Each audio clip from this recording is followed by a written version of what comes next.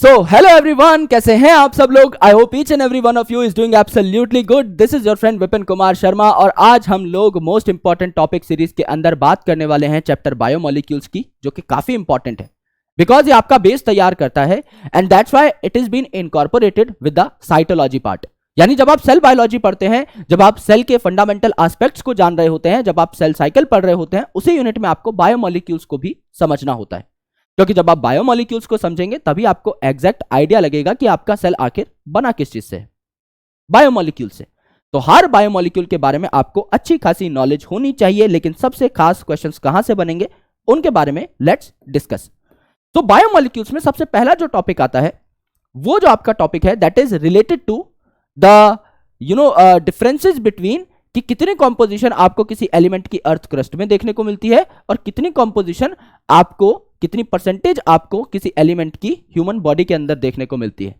यानी आपको यह जानना है कि ऐसी क्या चीज है, ऐसी कौन सी इंटरेक्शन है जो लिविंग ऑर्गेनिज्म को लिविंग बना रही है और नॉन लिविंग चीजों में क्या चीज एब्सेंट है। उसके बारे में हम एक कंक्रीट डिस्कशन करते हैं जिसको हम लोगों ने एलिमेंटल एनालिसिस नाम दिया है या केमिकल कॉम्पोजिशन एनालिसिस नाम दिया है। यहां पर आप दो प्रकार के एनालिसिस करते हो। एक से आप पता लगाते हो कि सेल के अंदर कौन कौन से ऑर्गेनिक कंपोनेंट्स मौजूद हैं, यानी कार्बन बेस्ड कंपोनेंट्स मौजूद हैं। आप क्या करते हो, एक टिश्यू लेते हो, चाहे वो प्लांट टिश्यू हो, एनिमल टिश्यू हो, बैक्टीरिया के सेल्स हो, आप क्या करते हो, उनको ग्राइंड करते हो ट्राइक्लोरोएसिटिक एसिड के अंदर, जिससे कि आप उन सारे सेल्स की चटनी बना सको। ट्राइक्लोरोएसिटिक एसिड क्यों यूज किया जाता है? ये दो पूल्स बना देता है आपके उस चटनी के अंदर, जो भी कंपोनेंट है उनके दो पूल्स बना देता है। एक ऐसा पूल जो ट्राइक्लोरोएसिटिक एसिड में सॉल्युबलाइज हो जाएगा, यानी छोटे छोटे मॉलिक्यूल्स जिन्हें हम बायोमाइक्रोमॉलिक्यूल्स कहते हैं, और कुछ चीजें जो सॉल्युबलाइज नहीं होंगी जिन्हें हम बायोमैक्रोमॉलिक्यूल्स कहते हैं। राइट?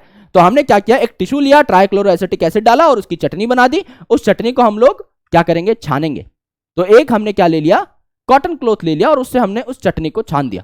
तो कुछ पार्ट आपका कॉटन क्लॉथ के ऊपर रहेगा जो कि बायोमैक्रोमॉलिक्यूल्स हैं, बड़े बड़े मॉलिक्यूल्स जैसे पॉलीसैकेराइड, जैसे आपका न्यूक्लिक एसिड जिसको पॉलीन्यूक्लियोटाइड भी बोलते हैं, जैसे आपका प्रोटीन जो छोटे छोटे अमीनो एसिड से बना हुआ है। ये भारी भारी मॉलिक्यूल्स यहां पर हैं और जो सॉल्युबलाइज हो जाएंगे वो आपके नीचे चले जाएंगे फिल्टर आउट होकर के। उसमें छोटे छोटे मॉलिक्यूल हैं जैसे मोनोसैकेराइड जो कि एक सिंगल यूनिट है, अमीनो एसिड जो कि बहुत छोटा पार्ट है, उसके अलावा भी काफी सारे इनऑर्गेनिक जो कंपोनेंट्स है वो आपको नीचे देखने को मिलेंगे। ऊपर आपको एक स्पेशल चीज और मिलती है जिसका नाम है लिपिड। अब लिपिड जो है ये आपका क्यों मिलता है ऊपर, बिकॉज वो बाय डिफॉल्ट इनसॉल्युबल है आपका एसिड के अंदर। आपको पता है आपकी सेल मेम्ब्रेन जो है ये पानी में इनसॉल्युबल होती है। राइट? आपका लिपिड जो है, आपके ऑयल्स जो है वो पानी में बिल्कुल नहीं मिलते। राइट? तो इसीलिए बड़े बड़े लोगों के बीच में एक लिपिड भी जो है ये बैठा रहेगा। हालांकि इसका मॉलिक्यूलर वेट काफी कम है, फिर भी ये मैक्रोमॉलिक्यूल्स के साथ पाया जाता है just because of its insoluble nature. एक तो ये सवाल आपसे पूछा जाता है।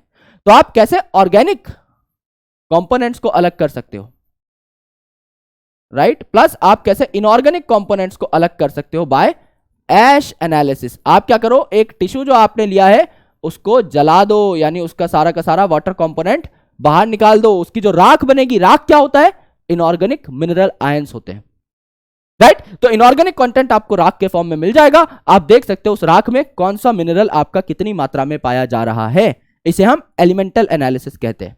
इससे आपको पता लग जाएगा कि सेल के अंदर कौन कौन से ऑर्गेनिक कंपोनेंट है, कौन कौन से इनऑर्गेनिक कंपोनेंट्स हैं। दूसरी जो चीज आती है वो है प्राइमरी एंड सेकेंडरी मेटाबोलाइट। ऐसी चीजें जिनका मेटाबॉलिक इफेक्ट हमारे सामने क्लियर होता है, जो हमें पता है कि किस पाथवे के अंदर अपना रोल अदा कर रहे हैं, इनकी मेटाबॉलिक साइकिल क्या है, उन्हें प्राइमरी मेटाबोलाइट्स कहते हैं। सेकेंडरी मेटाबोलाइट जिनके बारे में ये बातें क्लियर नहीं होती। तो प्राइमरी एंड सेकेंडरी मेटाबोलाइट्स से रिलेटेड आपका एक टेबल दिया हुआ है एनसीईआरटी के अंदर, आपको सिर्फ वो टेबल पढ़ना है, जहां पर अलग अलग एग्जांपल्स हैं। आपका एब्रिन का एग्जांपल है, आपका रिक्सिन का एग्जांपल है, आपका लेमन ग्रास ऑयल का एग्जांपल है, आपका कॉन्कैनावेलिन ए का एग्जांपल है, आपका सेल्यूलोज का एग्जांपल है, आपका रबर का एग्जांपल है, गम का एग्जांपल है, आपका रेजिन्स का एग्जांपल है। राइट? ये सारी चीजें आपको पढ़नी होती हैं। तो सेकेंडरी मेटाबोलाइट वाला जो टेबल है सिर्फ ये आपको देखना होगा। अब आप आ जाते हो बायोमोलिक्यूल्स की साइड, यानी अब आप बायोमोलिक्यूल्स के बारे में पढ़ने लग जाते हो। पहला जो बायोमोलिक्यूल है, लेट्स से हम प्रोटीन की बात करते हैं, तो प्रोटीन में आपको यह देखना होता है प्रोटीन बना कैसे, अमीनो एसिड्स के जुड़ने से बना और डिहाइड्रेशन रिएक्शन से बना, यानी जब दो अमीनो एसिड जुड़ते हैं तो वाटर रिलीज हो जाता है। इन प्रोटीन्स के अंदर आपको अमीनो एसिड्स के बारे में जानना है और 3 अमीनो एसिड का स्ट्रक्चर जो है वो आपको एनसीईआरटी में दे रखा है, जिसे मैं कहता हूं गैस। गैस में आता है आपका ग्लाइसिन, जहां पर H जो है ये R ग्रुप का काम कर रहा है। एलेनिन के अंदर आपका मिथाइल ग्रुप जो है ये R ग्रुप का काम कर रहा है और सेरीन के अंदर आपका CH2OH जो है ये R ग्रुप का काम कर रहा है। इन तीनों का स्ट्रक्चर आपको यही याद हो गया, बात ही खत्म हो गई। ऊपर का स्ट्रक्चर तो कॉमन है, कार्बन, हाइड्रोजन, एक साइड अमीन ग्रुप, एक साइड एसिडिक ग्रुप, तभी बोला ना अमीनो एसिड। और कार्बन हाइड्रोजन कांस्टेंट है ही। R ग्रुप की जगह पे H लगा दोगे तो ग्लाइसिन, CH3 लगा दोगे एलेनिन, CH2OH लगा दोगे सेरीन। ये आपके 3 इंपॉर्टेंट अमीनो एसिड है। फिर आपसे पूछा जाता है कुछ different type of amino acids के बारे में। सल्फर कंटेनिंग अमीनो एसिड कौन है, सिस्टीन, मिथायोनिन। आपके एरोमेटिक अमीनो एसिड्स कौन है, फिनाइल एलेनिन, टायरोसिन और ट्रिप्टोफेन, राइट। इसी प्रकार के आपके एसिडिक अमीनो एसिड्स कौन है, glutamic acid, aspartic acid. Basic amino acids कौन है, आपके लाइसिन, आर्जिनिन, जो कि हिस्टोन में भी पाए जाते हैं, हिस्टोन प्रोटीन में, क्योंकि histone proteins are also basic in nature. इसके साथ साथ आपका हिस्टिडीन जो है वो भी आपका स्लाइटली बेसिक होता है, उसको भी आप बेसिक में रख सकते हो। इसी प्रकार के काफी सारे क्वेश्चंस आपसे पूछे जाते हैं इन proteins. When it comes to next biomolecule, तो आप कार्बोहाइड्रेट की बात करते हो। अब कार्बोहाइड्रेट में आपको यह याद रखना है कि कौन सा पॉलीसेकेराइड किस छोटी यूनिट से बना हुआ है। कार्बोहाइड्रेट में क्या होता है, पॉलीसेकेराइड आपके मोनोसेकेराइड्स के जुड़ने से बनते हैं और यहां भी आपका वाटर निकलता है। तो आपको यह देखना है स्टार्च कैसे बना है। अब स्टार्च में क्या है आपका अमाइलोज और अमाइलोपेक्टिन। तो अमाइलोज में आपका 1,4 लिंकेज होती है, जबकि जहां जहां पर ब्रांचिंग होती है ना अमाइलोपेक्टिन में, वहां पर 1,6 लिंकेज देखने को मिलती है। तो जो स्टार्च है it's a very complex molecule, किससे बनता है, ये अल्फा डी ग्लूकोज से बनता है। आपका जो ग्लाइकोजन है वो किससे बनता है, अल्फा डी ग्लूकोज से ही बनता है, पर एनिमल में वो स्टोरेज मटेरियल का काम करता है, स्टार्च प्लांट में होता है। आपका फ्रक्टोज से बना हुआ इनुलिन जो है उसके बारे में यहां पर पूछा जाता है कि इनुलिन किससे बना है, फ्रक्टोज की यूनिट्स के जुड़ने से बना है। आपका सेल्यूलोज जो है ये किससे बना है, बीटा डी ग्लूकोज से बना है, अल्फा से नहीं बना, बीटा डी ग्लूकोज से बना है, राइट। आपका काइटिन जो है वो किससे बना है, एन एसिटाइल ग्लूकोसामीन के बार बार जुड़ने से बना है। आपका बैक्टीरिया की जो सेल वॉल है उसका पेप्टिडोग्लाइकन किससे बना है, एन एसिटाइल ग्लूकोसामीन और एन एसिटाइल म्यूरामिक एसिड की यूनिट्स के जुड़ने से, बार बार रिपीट होने से बना है। यही एग्जांपल्स आपको यहां पर पूछे जाते हैं। तो यूनिट्स के बारे में आपको अच्छे से पूछा जाता है, राइट। इसके बाद अगर आप देखें तो आपको जो सवाल पूछा जाएगा वो किसके बारे में पूछा जाएगा, न्यूक्लिक एसिड के बारे में। अगर आप मॉलिक्यूलर बायोलॉजी अच्छे तरीके से जानते हैं तो आपको ये वाला टॉपिक यहां पे पढ़ने की कोई भी जरूरत नहीं है। अगर आप मॉलिक्यूलर बेसिस ऑफ इनहेरिटेंस में अच्छे हैं या आपको अगर आगे चल के वो चैप्टर अच्छे तरीके से पढ़ना है तो यहां पे आप न्यूक्लिक एसिड छोड़ सकते हैं। यहां पे एक भी ऐसी बात नहीं है जो मॉलिक्यूलर बेसिस में रिपीट ना हुई हो, आपको सारी बातें देखने को मिलेंगी। न्यूक्लिक एसिड को बनाने के लिए जो नाइट्रोजनस बेसिस होते हैं ना उनका स्ट्रक्चर यहां पर दिया हुआ है, मॉलिक्यूलर बेसिस में नहीं दिया हुआ, वो आप यहां से देख सकते हैं। सिर्फ only structure of nitrogenous bases, बाकी सारी चीजें आपको ऑलरेडी गिवन है। इसके अलावा अगर आप बात करते हैं दोस्त लिपिड की, तो लिपिड में भी आप देखोगे कि आपको अलग अलग चीजें बताई हुई है। आपको फैट और ऑयल के बीच का डिफरेंस बताया हुआ है, आपको different type of fatty acids जो है उनके बारे में, उनकी चेन लेंथ के बारे में बताया हुआ है। आपको अरेकिडोनिक एसिड में याद करना है कि आपके 20 कार्बन्स होते हैं along with the COH group. आपको पामेटिक एसिड में याद करना है, आपको स्टीयरिक एसिड में याद करना है, लौरिक एसिड में याद करना है। एक दो एम्स में पूछे जाते थे पहले, तो आप याद कर सकते हो, है ना। आपका ग्लिसरॉल और फैटी एसिड जब जुड़ते हैं तो आपका एक फैटी एसिड लेट से आया तो मोनोग्लिसराइड बनता है, 2 फैटी एसिड आए डाइग्लिसराइड बनता है, 3 फैटी एसिड आए ट्राइग्लिसराइड बनता है, और वहीं से लिपिड जो है आपका कंप्लीट बन जाता है ना। तो यहां पे हम इन सब चीजों के बारे में डिस्कशन करते हैं। लिपिड के बारे में एक सवाल इंपॉर्टेंट जो है वो मैं आपको पहले ही बता चुका हूं कि इसका मॉलिक्यूलर वेट 800 डाल्टन से कम है, तो टेक्निकली माइक्रोमॉलिक्यूल है ये। तो माइक्रोमॉलिक्यूल में क्यों पाया जाता है, प्रोटीन के साथ क्यों पाया जा रहा है, पॉलीसेकेराइड के साथ क्यों पाया जा रहा है, न्यूक्लिक एसिड के साथ क्यों पाया जा रहा है, क्योंकि इनसॉल्युबल है, राइट।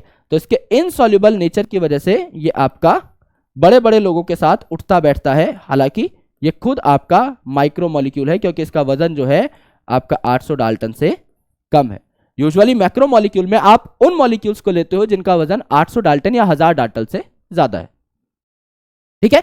इसके बाद सबसे खास जो टॉपिक आता है ना दोस्त, जो कि हमारा फेवरेट टॉपिक है, वो है एंजाइमोलॉजी। एंजाइमोलॉजी में आप एंजाइम्स के बारे में पढ़ते हो, तो यहां पे आपको 6 क्लासेस ऑफ एंजाइम्स के बारे में बताया हुआ है, जिसको हम लोग बायोकेमिस्ट्री में बोलते हैं ओथलिल।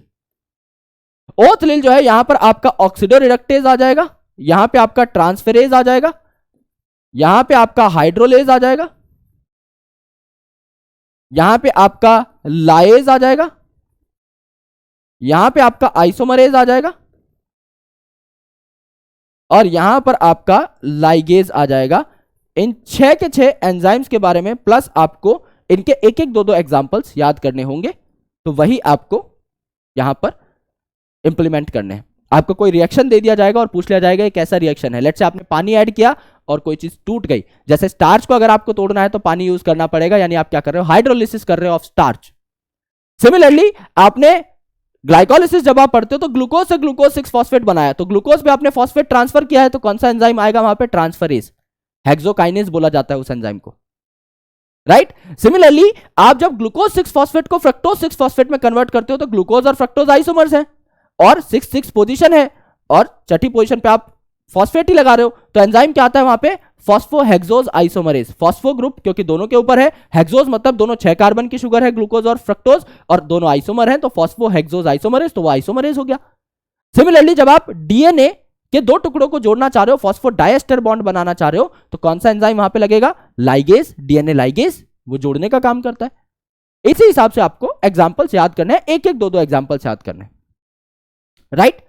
प्लस आपको एंजाइम एक्शन के मैकेनिज्म्स देखने हैं भाई, आपको ये देखना है कि लॉक एंड की हाइपोथेसिस कैसे काम करती है, राइट। इंड्यूस्ड फिट हाइपोथेसिस कैसे काम करती है, कॉम्पिटिटिव इनहिबिशन क्या है, नॉन कॉम्पिटिटिव इनहिबिशन क्या है, आपको ये पता होना चाहिए, तब जाके आप एंजाइम काइनेटिक्स को जस्टिस दे पाओगे, तब जाके आप उसके क्वेश्चन सॉल्व कर पाओगे।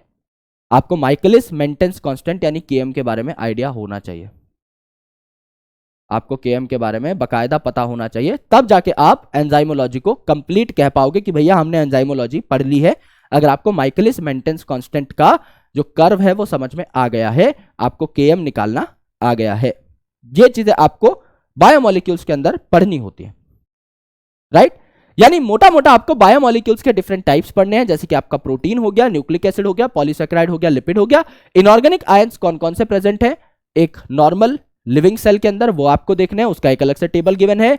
आपके कौन कौन से कंपोनेंट सेल में नॉर्मली पाए जाते हैं, वाटर कितना परसेंट है, प्रोटीन कितना परसेंट है, कार्बोहाइड्रेट कितना परसेंट है, न्यूक्लिक एसिड कितना परसेंट है, लिपिड कितना परसेंट है, और आयन कितने परसेंट है। इसकी भी एक ट्रिक है, वाटर प्रूफ न्यू कारली, वाटर प्रूफ न्यू कार ली, मतलब मैंने एक नई कार ली है जो कि वाटर प्रूफ है ना। तो यहां पर क्या हो गया, वाटर सबसे ज्यादा है सेल में, फिर प्रोटीन, फिर न्यूक्लिक एसिड, फिर कार्बोहाइड्रेट, फिर लिपिड, फिर आयन, इनकी परसेंटेज भी गिवन है बकायदा। तो यहां पर आप इस तरीके से छोटी छोटी चीजों से एक एक टेबल को याद कर सकते हो।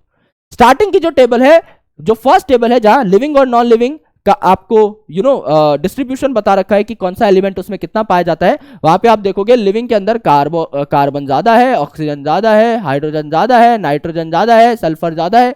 ये तो क्योंकि एनिमल में सबसे ज्यादा अबंडेंट एलिमेंट्स है ना, तो ये सब ज्यादा होंगे। इसके अलावा जो चीजें हैं वो थोड़ी सी कम होंगी, वो नॉन लिविंग चीजों में ज्यादा होंगी, राइट। सो इसी प्रकार से छोटे छोटे हैक लगाने हैं आपको, जो कि ट्रूली कंसेप्चुअल है। अब ये बात तो हमें पता है ना भाई, हमारे अंदर खूब बायोमोलिक्यूल्स हैं, खूब वाटर है, तो हमारे अंदर तो H और O ज्यादा होगा ही, कार्बन ज्यादा होगा ही, नाइट्रोजन ज्यादा होगा ही। नाइट्रोजन बेसिस भी बना रहा है, न्यूक्लियोटाइड भी बना रहा है, अमीनो एसिड का अमीनो ग्रुप भी बना रहा है, तो ये तो अच्छा खासा होगा ना। लॉजिक लगाओगे सब याद होता चला जाएगा, रटने की जरूरत नहीं पड़ेगी if you can conceptualise the things, right. So thank you so much guys for watching this session up. अगर आपको ये सेशन पसंद आया, बायोमोलिक्यूल का ये simple crux and most important topic समझ में आए, तो आप विपू भाई ओपी लिख दीजिए इन द कमेंट सेक्शन में। मिलता हूं आपसे अगले सेशन में एक बहुत अमेजिंग वीडियो के साथ। Thank you so much, lots of love, जय हिंद, शुक्रिया।